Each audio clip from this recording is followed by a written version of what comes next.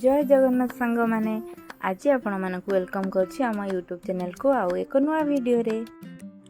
आज हॉलीडे थिला तो घरे बसी कौन करी से भाविली चल कुआड़े गोटे बुलिया जा आ मु आसीली मो मौसी घर को। तो सांग माने मेन कथाटा है आज मौसी घरे रोषे होछि मटन आ ये मटन टा रोषे करबा मो दीदी माने मो मौसी झील। किंतु आपण माने भाबुचंती कि दीदी हमारा नॉर्मल कुक ना ना ना मो दीदी तो पूरा कुकिंग एक्सपर्ट माने एमिति जे गरम पानी रे भी से सर पकई देबो। ताहले आसु तो देखिया दीदी हमारा मटन टा केमिति प्रिपेयर करछि। मु भी बहुत एक्साइटेड अछि किंतु अल्प डाउट भी अछि ता ऊपर। आ गोटे खास कथा हला एठी दीदी मटन टा चुली रे रोसई करछि। बास बास आपण माने ठीक भाबुछंती चुली रे रोसई मटन माने टेस्ट टा भी पक्का नेक्स्ट लेवल ही हबो। किंतु टेस्ट टा डिपेंड करे आम कुक ऊपर। आपण मान तो जानिछंती आम कुक के। तो सांग माने डेरी न करी आसंतु स्टार्ट करबा आजिर चुली तयारी मटन तरकारी। देखिवा शेष रे हमर रिजल्ट केमती आसु। एठी हमर आलूटा भजा सरी कि वर्तमान मसला कसा चलची। दीदी पूरा फुल एनर्जी सह रोसई रे लागि पड़सी।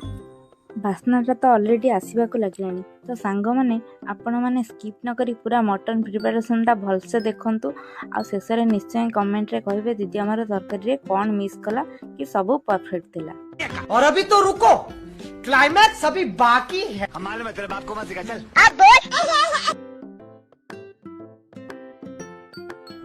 एबे मटन टा भल से कसी होबा पई सेथरे एठी दीदी टिके पानी ऐड कर देला। A few moments later.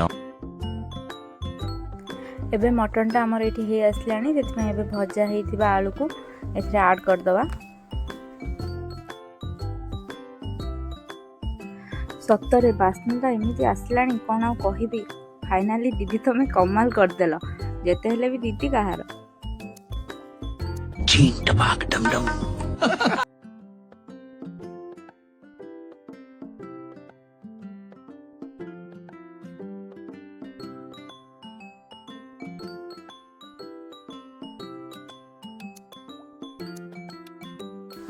वर्तमान आमर मटन टी फुल्ली प्रिपेयर हो जाइए।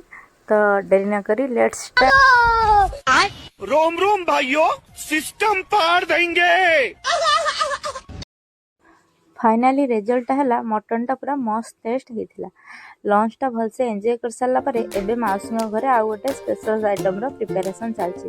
तो आइटम टा है सुजी काकरा। आसंतु देखिबा हमर एठी सुजी काकरा टा केमिति प्रिपेयर करा होची।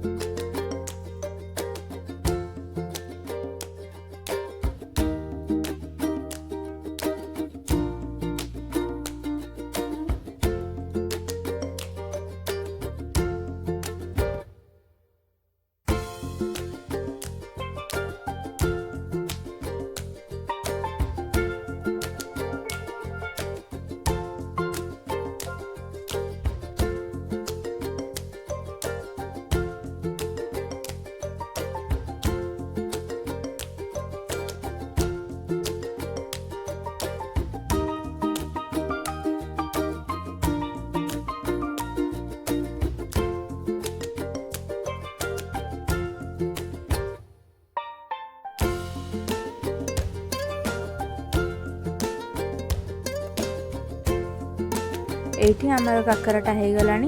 लुकटा भी बढ़िया लगुच। तो सांग माने आज व्लॉग एठी एंड करछि। वीडियो टी केमन लागला निश्चय कमेंट रे जणाइबे।